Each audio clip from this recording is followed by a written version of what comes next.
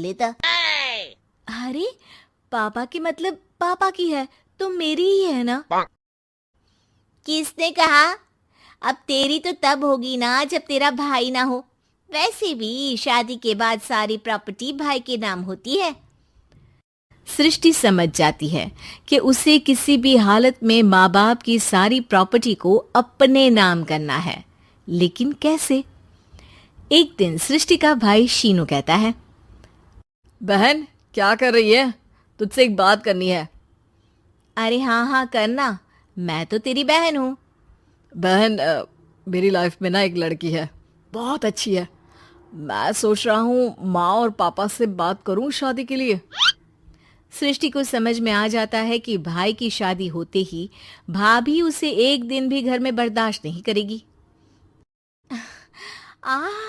क्या बात है भाई, बताना कौन है वो। यार वो बहुत अच्छी लड़की है, पढ़ी लिखी है, मेरे साथ जॉब भी करती है। बस एक प्रॉब्लम है। हाँ प्रॉब्लम, क्या प्रॉब्लम है भाई।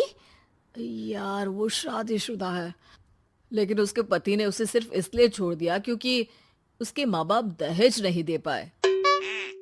सृष्टि ये सुनकर न जाने क्यों खुश हो जाती है। अरे भाई तो क्या हुआ, लड़की तुझे तो पसंद है ना। शीनू को लगता है कि बहन उसे समझ रही है। वो इस बात से अनजान होता है कि उसकी बहन की मंशा पूरा घर हड़पने की है।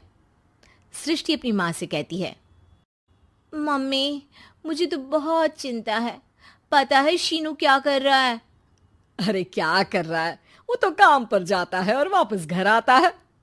नहीं ना माँ, वो यही तो नहीं कर रहा, बाकी सब कर रहा है। आपको पता है उससे प्यार है, और वो भी एक शादीशुदा लड़की से। हैं? ये क्या हो गया? मैं सोसाइटी में क्या मुंह दिखाऊंगी? अरे तेरे पापा तो यही कहेंगे कि मैंने ही उसे बिगाड़ दिया है। माँ देखो, मेरी बात मानो, पापा पर भी विश्वास करने की जरूरत नहीं है।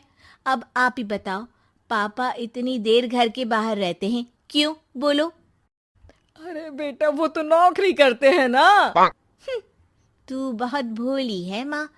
पापा का ऑफिस तो 7 बजे खत्म हो जाता है, लेकिन देखो कितनी देर से आते हैं। अरे नहीं नहीं बेटा, ऐसी कोई बात नहीं है। सृष्टि माँ को एक औरत से बात करते पिता की फोटो दिखाती है। देखो माँ, कैसे हैं पापा। मैं ना कहती थी कि पापा सही नहीं है। मैं तेरे पापा से बात करूंगी, दे फोटो मुझे। ओ ओ माँ, वो तो डिलीट हो गई। लेकिन चल, तूने तो देख लिया ना। पापा से बाद में बात कर लेना, और हाँ, मेरा नाम बिल्कुल मत लेना, हाँ माँ। अब क्या था, सृष्टि के माँ और पिता के बीच झगड़ा होना शुरू हो जाता है। सृष्टि के मन में क्या चल रहा था कोई नहीं जानता था। एक दिन, माँ सृष्टि के लिए एक लड़का देखा है, वो लोग शाम को उसे देखने आने वाले हैं। और हाँ माँ, एक खुशखबरी, मैं और पापा मिलकर एक नया बिजनेस ट्राई कर रहे हैं। शाम को लड़का आता है, सांवले रंग का। सृष्टि को तो बिल्कुल भी पसंद नहीं आता।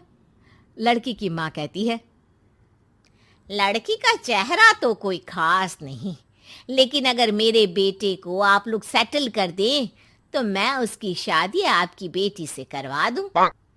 सृष्टि को लड़का बिल्कुल पसंद नहीं था। उसे भाई पर गुस्सा आ जाता है। लड़के वालों के जाने के बाद कहती है, माँ देखा, शीनू मेरे लिए कैसा लड़का लेकर आया, न दिखाने लायक न सुनने लायक, सेटल भी नहीं, वो भी हम करे।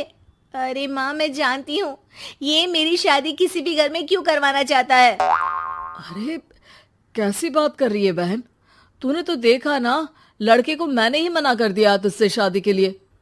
जिसने लड़का बताया था उसने उसकी बहुत तारीफ की थी। बात आई गई हो जाती है, लेकिन सृष्टि का मन शांत नहीं होता। क्या करूं, कुछ समझ में नहीं आ रहा।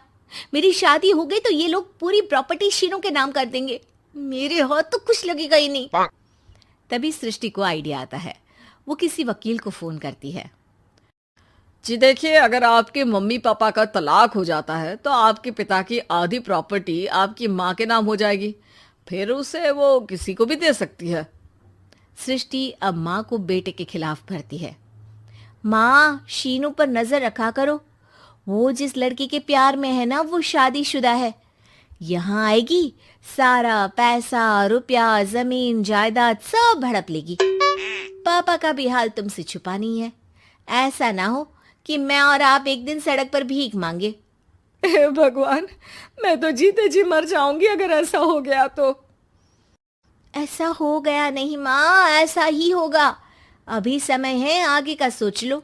मैं तो कहती हूँ पापा से आधी प्रॉपर्टी लेकर अलग हो जाओ।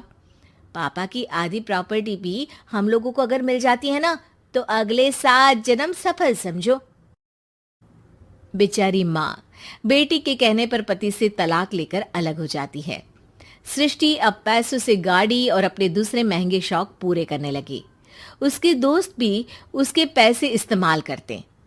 सृष्टि, कल तुम कहाँ थी? मैं सारा दिन घर पर अकेली थी। तो मैं क्या करूं? मैंने ठेका तो नहीं लिया है ना तुम्हें संभालने का। माँ को सृष्टि से ये उम्मीद नहीं थी। वो बैठकर रोने लगती है। वहीं उसका पति यानी कि सृष्टि के पिता आ जाते हैं। मैं जानता था कि तुम्हारा यही हाल होगा, तो आपने मुझे रोका क्यों नहीं? मैं रोकता तो तुम रुकती क्या? सृष्टि के कहने पर तुमने मुझ पर, अपने बेटे पर शक किया, लेकिन तुम ये भूल गई कि कैसे हम दोनों ने मिलकर जीवन में इतना सब खड़ा किया। माँ पति के गले लग जाती है।